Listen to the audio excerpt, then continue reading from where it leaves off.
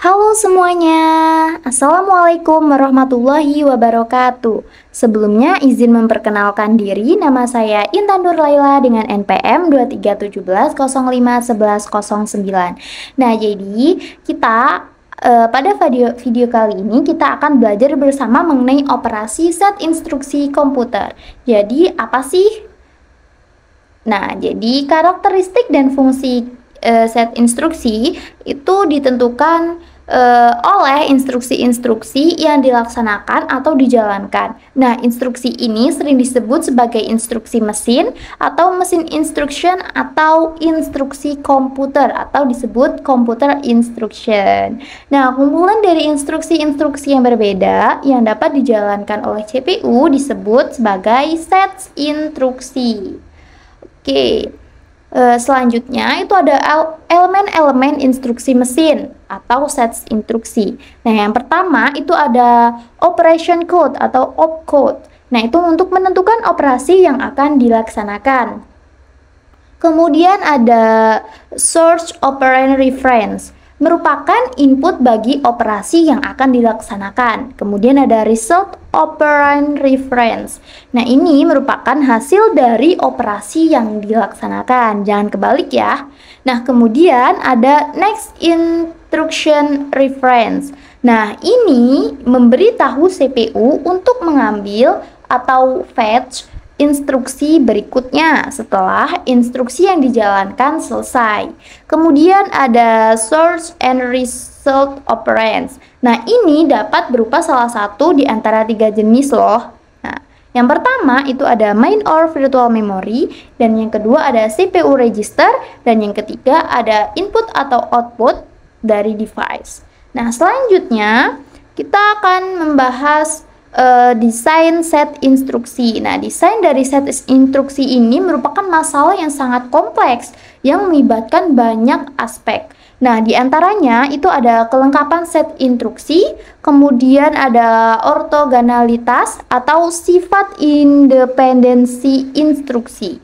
Kemudian ada kompatibilitas. Nah, di dalam kompatibilitas ini ada dua juga, yaitu ada source code and compatibility dan yang kedua ada object code compatibility. Nah, kemudian selain 3 aspek tersebut juga melibatkan hal-hal yang lainnya. Nah, hal-hal yang disebutkan yang di sini itu yang pertama ada operation repertoire, yaitu beberapa banyak dan operasi apa saja sih yang disediakan dan berapa sulit operasinya gitu. Kemudian ada data types, yaitu tipe atau jenis data yang dapat diolah. Kemudian ada instruction format, yaitu sebuah panjangnya atau banyaknya alamatnya. Nah, yang sejenisnya. Kemudian instruction format itu tadi sudah, jadi sekarang ada register, yaitu banyaknya register yang dapat digunakan. Itu perlu juga ya diperhatikan. Kemudian ada addressing, mode pengalamatan untuk operan. Nah, ini juga sangat penting ya teman-teman, aspek-aspek yang perlu diperhatikan. Oke, selanjutnya ada jenis-jenis operan. Nah, ini yang pertama itu ada address sendiri, yaitu ada sebuah pengalamatan. Kemudian ada number. Nah, di dalam number itu ada 3, yaitu yang pertama integer or fixed point, kemudian ada floating point, dan yang ketiga ada decimal atau BCD. Nah, di dalam BCD desimal ini tuh terdapat suatu karakter, yaitu ada yang pertama ada karakter ASCII, kemudian ada yang kedua itu ada EBCDIC. Nah, itu untuk menjelaskan lebih selanjutnya teman-teman bisa cari sendiri ya. Oke, kemudian ada logical data. Di dalam logical data itu ada apabila data terbentuk binari, yaitu 0 dan 1. Oke, selanjutnya jenis-jenis set instruksi. Oke, maaf ada typo sepertinya ya. Nah, yang pertama itu ada data processing. Nah, di dalam data processing ini itu ada arithmetic dan logic instruction. Oke, ada logika aritmatik dan logika instruksi berarti ya. Nah, aritmatik dan logika konstruksi untuk penjelasannya sudah ada di channel saya, bisa di scroll saja. Kemudian ada data storage, yaitu memory instruction. Nah, kemudian ada data movement atau biasa disebut dengan input atau output instruction. Nah, yang terakhir ada control, yaitu test and branch instruction. Oke, selanjutnya ada operasi set instruksi untuk transfer data. Yang pertama itu ada move, ya seperti memindahkan word atau block dari sumber ke tujuan. Kemudian ada store, yaitu untuk memindahkan word dari prosesor ke memori. Kemudian ada load atau memindahkan word dari memori ke prosesor. Kemudian ada exchange, yaitu menukar isi sumber ke tujuan. Kemudian ada clear atau reset, yaitu memindahkan word ke tujuan. Kemudian ada set, yaitu memindahkan word satu ke tujuan. Kemudian ada push atau push, yaitu memindahkan word dari sumber ke bagian paling atas stage. Kemudian ada pop, yaitu memindahkan word dari bagian paling atas sumber. Oke, selanjutnya itu ada arithmetic.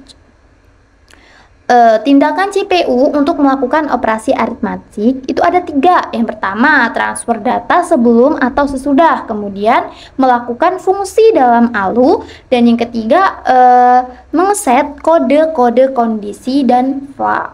Oke, kemudian ada operasi set instruksi untuk aritmatik, yaitu ada 8. Jadi yang pertama itu ada add, yaitu ada penjumlahan, terus subtract, yaitu pengurangan, kemudian ada multiply, yaitu perkalian, dan absolute, negatif, decrement, divide, yaitu pembagian, dan increment. Oke, selanjutnya ada logika. Nah, sebuah tindakan CPU sama dengan aritmatik. Operasi set instruksi untuk operasi logikal itu ada 5. Yang pertama ada AND, OR, NOT, and XOR. Kemudian ada compare, yaitu untuk melakukan perbandingan logika. Kemudian yang ketiga ada test, yaitu untuk menguji kondisi tertentu. Dan shift, di mana operan akan menggeser ke kiri atau ke kanan yang menyebabkan konstanta pada ujung bit. Kemudian ada rotate, yaitu operan menggeser ke kiri atau ke kanan dengan ujung yang terjalin. Oke, selanjutnya ada konversi, yaitu tindakan CPU-nya sama dengan arithmetic and logical. Kemudian instruksi yang mengubah format instruksi yang beroperasi terhadap format data, itu misalnya pengubahan bilangan desimal menjadi bilangan biner. Kemudian operasi set instruksi untuk konversi. Yang pertama itu ada translate, yaitu untuk menerjemahkan nilai-nilai dalam suatu bagian memori berdasarkan tabel korespondensi. Kemudian ada convert, yaitu untuk mengkonversi isi suatu word dari suatu bentuk ke bentuk lainnya. Oke, selanjutnya itu ada input atau output. Nah, di sini tindakan CPU untuk melakukan input output itu ada 2. Yang pertama, apabila memori mapped atau input outputnya itu, maka menentukan alamat memori mappednya. Kemudian ada mengawali perintah ke modul input output. Kemudian ada operasi set instruksi input output. Yang pertama itu input untuk memindahkan data dari perangkat input output tertentu ke tujuan. Kemudian kalau outputnya itu untuk memindahkan data dari sumber tertentu ke perangkat input output. Nah, awas ya jangan sampai kebalik. Kemudian ada start input output, itu untuk memindahkan instruksi ke prosesor input output untuk mengawali operasi input output. Kemudian yang keempat ada test input output yang memindahkan informasi dari sistem input output ke tujuan. Nah, selanjutnya itu ada transfer control, yaitu tindakan CPU untuk transfer control itu untuk mengupdate program counter untuk subroutine atau call and return. Kemudian operasi set instruksi untuk transfer control itu ada 10 ya. Yang pertama itu ada jump atau JUMP atau yang biasa disebut dengan cabang.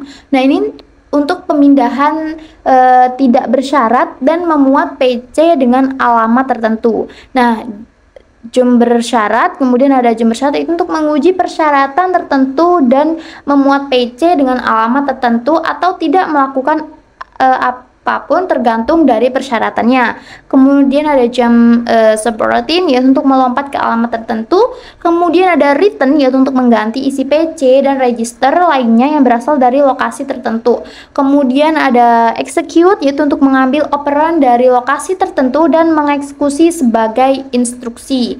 Kemudian yang keenam itu ada skip atau menambah PC ya, sehingga melompati instruksi berikutnya. Kemudian ada skip bersyarat, yaitu untuk melompat atau tidak melakukan apa-apa berdasarkan pada persyaratan. Kemudian ada halt, yaitu untuk menghentikan eksekusi program. Dan ada wait atau halt, yaitu untuk melanjutkan eksekusi pada saat persyaratan dipenuhi. Dan yang terakhir itu ada no operation, yaitu tidak ada operasi yang dilakukan.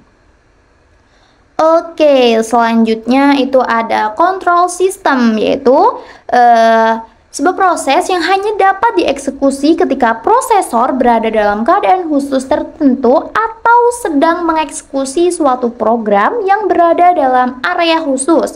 Biasanya digunakan dalam sistem operasi. Selanjutnya kita akan membahas jumlah alamat, yaitu number of address. Oke. Nah, yang pertama itu ada salah satu cara tradisional untuk menggambarkan yang terkandung dalam setiap instruksinya.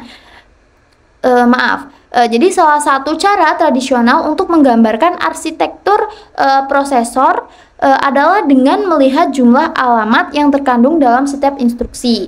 Kemudian ada jumlah alamat maksimum yang mungkin diperlukan dalam sebuah instruksi. Nah, itu di sini dicantumkan ada 4 ya. Nah, yang pertama itu 4 alamat, yaitu 2 operan, 1 hasil, 1 untuk alamat instruksi berikutnya.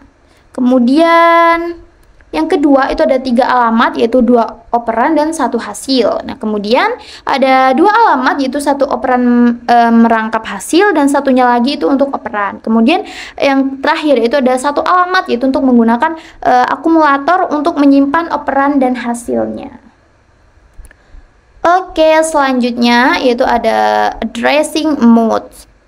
Sebenarnya ini ada gambarnya ya, kok tidak muncul gambarnya, di mana ini? Coba kita lihat addressing mode. Oh, ini nih. Jadi di sini itu ada tabel. Maaf, saya juga tidak tahu kenapa dia tidak muncul. Mungkin kita atur ya, maju selapis. Tidak mau. Dia tidak mau kalau di zoom. Kalau seperti ini dia mau ya. Tapi sangat sulit untuk dilihat ya teman-teman. Coba kita geser di sini dan gambar robot ini dihapus saja. Di sini, oke. Kita tampilkan. Oke, sudah terlihat ya teman. Nah, kemudian ada tracing modes. Kok tidak mau? Loh, di mana dia? Wah, ada apa ini? Tidak bisa. Oh, bisa nih, bisa. Masya Allah. Apa ya? Oke, di situ bisa dilihat. Teman-teman juga bisa cari di ini, di apa namanya, di internet saja ya, yang untuk addressing mode-nya. Kira-kira tampilannya seperti ini. Itu isinya ada modenya, terus algorithm, terus ada participle advantage, kemudian ada principal disadvantage. Oke, kita akan lanjutin. Oh, udah selesai. Thank you. Oke, rupanya sudah cukup ya untuk materi hari ini. Kurang dan lebihnya saya mohon maaf. Saya akhiri. Wassalamualaikum warahmatullahi wabarakatuh. Astagfirullah.